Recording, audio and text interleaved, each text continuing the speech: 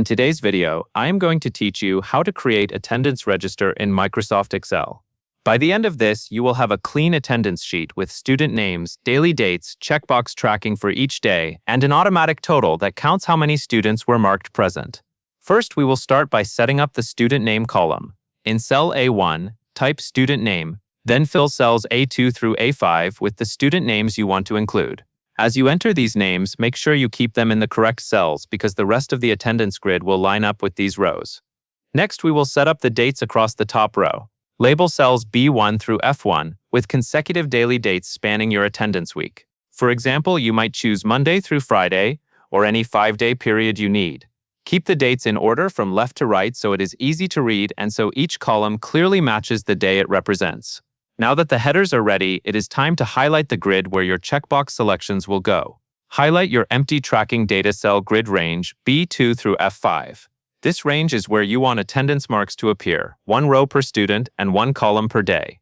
Take a moment here to confirm that you selected the whole area because the checkbox control will be inserted for that exact grid. With the grid selected, switch to the Insert tab on the top ribbon menu. When you open Insert, you will see different tools and control options.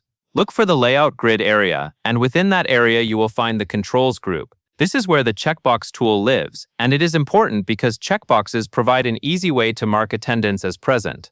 Inside the Controls group, click the Checkbox button in the column panel. Excel will let you place interactive checkboxes inside your selected cells. After you click the checkbox option, click into the grid cells area so Excel knows where you want the checkboxes to be added. Your goal is to have checkboxes available in the entire B2 to F5 tracking grid, so each student and each day can be marked separately. Once the checkbox grid is set up, we will add a summary column that automatically counts how many students are present per day. Click cell G1 and type Total Present. This header will help you understand what the number in the next cell represents. Now we will build the automatic counting formula. Click cell G2 and type the formula $Count if B2 F2 true. This formula counts the number of true values in the range B2 through F2.